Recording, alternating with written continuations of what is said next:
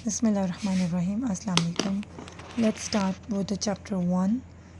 First of all, before starting the chapter, हम अपनी book start करने से पहले सबसे पहले आपको पता होना चाहिए इन बायोलॉजी क्लास 9 आप कौन कौन से चैप्टर्स को स्टडी करेंगे.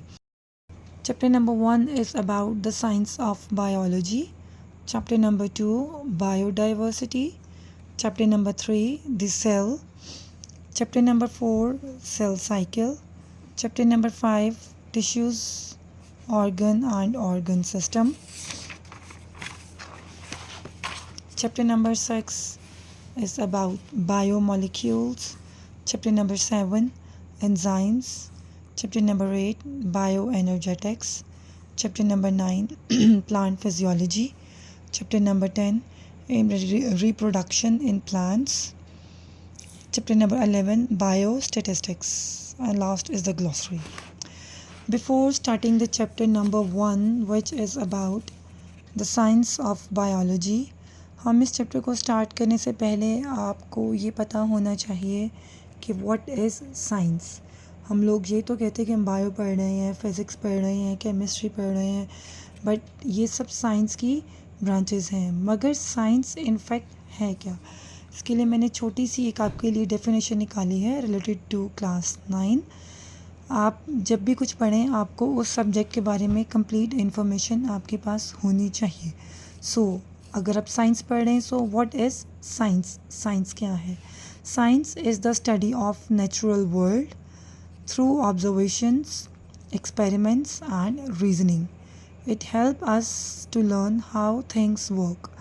अच्छा जी, साइंस क्या है? साइंस हमें बताती है कि हम लोग इसके अंदर स्टडी करते हैं नेचुरल वर्ल्ड को. हमारा नेचुरल वर्ल्ड किन किन चीज़ों से मिलकर बना है, इसमें क्या क्या चीज़ें हैं, हमारे नेचुरल वर्ल्ड में क्या क्या चीज़ें आती हैं. इसमें प्लांट्स आते हैं, एनिमल्स आते हैं, माइक्रो ऑर्गेनिज़म्स आते हैं. ऐसी तमाम चीज़ें जो लाइफ एग्जिस्ट करती हैं या लाइफ नहीं भी रखती, हम नेचुरली तौर पर हमारी दुनिया में एग्जिस्ट कर रही हैं. वो तमाम चीज़ें जब हम उनको स्टडी करते हैं अंडर द सब्जेक्ट साइंस, उनको हम लोग कहते हैं नेचुरल वर्ल्ड. अब science is the study of natural world. हम लोग नेचुरल वर्ल्ड को स्टडी करते हैं. किस तरह से हम स्टडी करते हैं? Through observations. हम उनको ऑब्ज़र्व करते हैं कि ये चीज़ किस तरह से कैसे हो रही है. उसको मज़ीद उसको डिटेल से पढ़ने के लिए, समझने के लिए हम लोग डिफरेंट एक्सपेरिमेंट्स करते हैं. एक्सपेरिमेंट्स के ज़रिए हमें पता चलता है अच्छा जी ये चीज़ इस तरह से हो रही है, ये अगर सेल है तो इस तरह से मूव कर रहा है, पानी है तो इन मॉलिक्यूल से मिलके बना हुआ है. कोई चीज़ अगर मूव कर रही है तो कैसे मूव कर रही है. हीट अगर किसी पैन में हम लोग किसी चीज़ को गर्म करते हैं तो वो किस बिहाफ पर गर्म हो रहा है. ये सब चीज़ें हमें एक्सपेरिमेंट्स के थ्रू पता चलती हैं. और फिर उसके बाद हर चीज़ की कोई ना कोई एक लॉजिक होती है, कोई ना कोई एक रीज़न होती है कि ये चीज़ अगर इस तरह से काम कर रही है तो क्यों कर रही है. हम एक स्पेसिफिक रीज़न के साथ उस चीज़ को स्टडी करते हैं. So this is the science. कोई भी आपसे पूछे व्हाट इज़ साइंस तो आपने बताना है science is the study of natural world. हम लोग चीज़ों को नेचुरली जो दुनिया में एग्जिस्ट करती हैं, either they are living thing और they are non living thing, हम उन सब को स्टडी करते हैं थ्रू ऑब्जर्वेशंस, एक्सपेरिमेंट्स और रीजनिंग के थ्रू.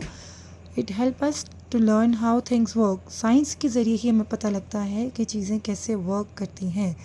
व्हाट इज़ साइंस, इस चीज़ के बारे में पता होना ये एक बहुत इंपॉर्टेंट क्वेश्चन है जो आप इंटरव्यूज़ में आपसे पूछा जाता है. आप जो कि बच्चे हैं, आप लोग साइंस की फील्ड में न्यू आए हैं, आपको पता होना चाहिए तो साइंस पढ़ रहे हैं वो साइंस है क्या.